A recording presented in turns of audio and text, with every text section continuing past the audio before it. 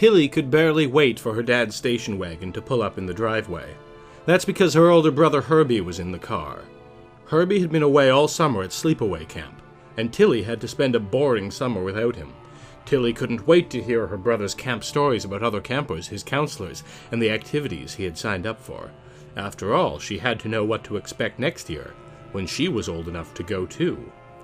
But when Herbie got home, all he wanted to do was sleep. When Tilly asked why he was so tired, he said it was because he and his bunkmates stayed up all night telling spooky stories about the Creep Man. "Tell me about the Creep Man," begged Tilly. "Tell me, tell me." "It'll scare you, Tilly," Herbie said. "No, it won't," said his sister. "I'm bigger now." "Mom and Dad won't like it," said Herbie. "They're not home." Finally, Herbie agreed to tell Tilly about the Creep Man, who had been haunting Camp Bugwood for years. He told her everything he knew, though most of it was still vague. The Creep Man lived on children's earwax, sharpened his teeth on small fingernails, and liked to cuddle up in campers' sleeping bags, even though he wasn't invited.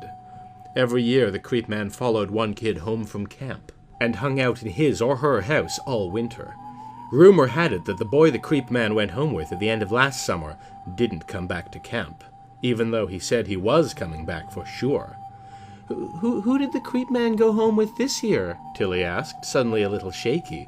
She was sorry she'd made her brother tell her about the Creep Man. But her brother didn't answer. He'd fallen fast asleep on the couch, and when Herbie was asleep, no one could wake him. Tilly spent the rest of the day trying to forget about the Creep Man, but everywhere she looked or went or thought about reminded her of him. She couldn't wait for her parents to get home, but it got later and later. When they didn't come home for dinner, she began to get worried and hungry. Finally, she fixed herself a peanut butter and jelly sandwich and a glass of chocolate milk, ate quickly, and hurried upstairs to her room, closing her door, of course. Just in case, she told herself, unconvincingly.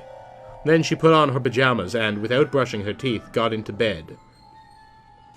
Tilly jumped up and grabbed Freddie the teddy from her dresser. She'd been trying to give up her babyish habit of sleeping with him, but this was a special case. Suddenly she heard a soft voice say, "Tilly, I'm on the second step." Tilly buried her head in Freddie the teddy's soft stomach. "This must be a dream," she told herself. But the next creak was louder than the others. "Tilly, I'm on the third step." By this time, Tilly was shaking like she never had before. She pulled the covers up over both her and Freddie the teddy's head. "Tilly, I'm on the fourth step. Tilly, I'm on the fifth step." The voice was getting louder and louder. Where were her parents? Tilly would sure tell them off in the morning. That is, if she were still... "Tilly, I'm on the sixth step." What could she do now? "Tilly, I'm in the hall." The footsteps were softly thudding down the hall toward her room. "Tilly, I'm at your door."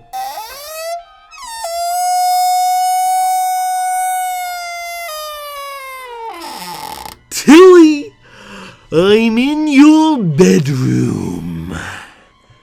By now, Tilly was grasping Freddie the teddy so tightly that his ear was beginning to come off. She had never been so terrified in her life, but this was the first Creep Man she had ever encountered. Just then she gasped. The bed had sunk lower. "Tilly, I'm sitting on your bed." Tilly would have gone deeper under the covers, but she was too afraid to move. She lay there, hoping. "I've got you!"